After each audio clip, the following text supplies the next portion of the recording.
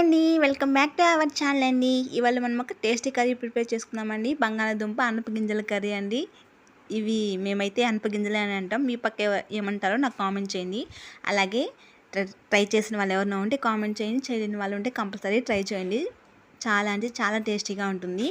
ఇప్పుడు ఒక pressure cooker తీసుకొని ఆయిల్ వేసుకొని ఆవాలు వేసుకోవాలి. అలాగే సన్నగా కట్ చేసి పెట్టుకున్న ఆనియన్స్. నిజంగా మస్ట్ ట్రై రెసిపీ అండి. చాలా అంటే చాలా బాగుంటుంది. అనపగింజల సీజన్ ఎప్పుడో ఒకసారి వస్తుంది కాబట్టి దొరికితే కంపల్సరీ ట్రై చేయండి. ఆ బంగాళదుంపకి ఈ అనపగింజల కాంబినేషన్ చాలా అంటే చాలా బాగుంటుంది. ఇప్పుడు ఆనియన్స్ ఫ్రై అయిపోయాక ఇందులో టమోటో ముక్కలు, సాల్ట్, పసుపు వేసేసి టమోటో మెత్తబడేంత వరకు బాగా మగ్గించుకోవాలి.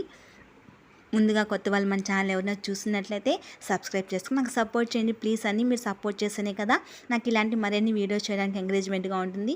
ప్లీజ్ అండి డూ సబ్స్క్రైబ్ మై ఛానల్ అండి. ఇవి అండి అనపగింజలు.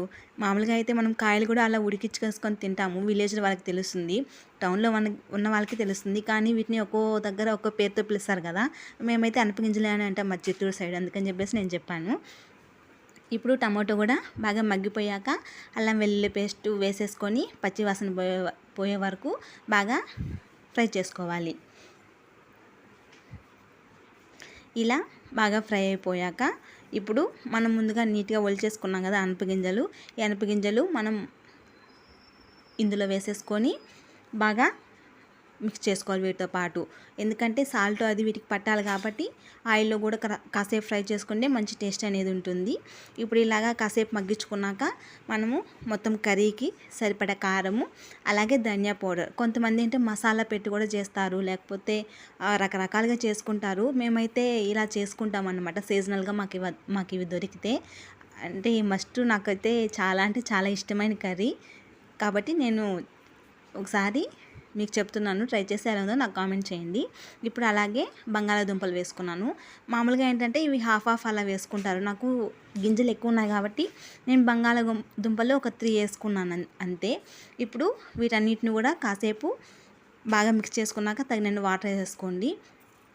తగినన్ని వాటర్ వేసేసుకున్నాక మూత పెట్టేసి ఒక 3 విజిల్స్ అలా ఉడికిస్తే మనకు గింజలు అలాగే బంగాళాదుంప రెండు కూడా బాగా కుక్ అయిపోతాయి. మనకు ప్రెషర్ కుక్కర్లో వంట అనేది ఫాస్ట్గా అయిపోతుంది కదా. మార్నింగ్ హడావిడిగా ఉంటుంది కాబట్టి ఇంకా ప్రెషర్ కుక్కరే ఇంకా కంపల్సరీ నేనైతే ప్రిఫర్ చేస్తాను. మీకు కొంచెం చిక్కగా కావాలి అంటే ఆ గింజలు అలా స్మాష్ చేసుకోండి బంగాళాదుంపను, వాటిని మీకు బాగా గ్రేవీ అనేది బాగా వస్తుంది. ఇప్పుడు కాస్తంత కొత్తిమీర అలాగే కరివేపాకు వేసేసుకొని కలిపేసుకొని వేడి అన్నంలో తింటే చాలా అంటే చాలా బాగుంటుంది. ఆ ఫీలు ఎలా ఉందో నాకైతే కామెంట్ చేయండి. వీడియో నచ్చితే లైక్ చేయండి, షేర్ చేయండి, సబ్స్క్రైబ్ చేయండి. Thank you.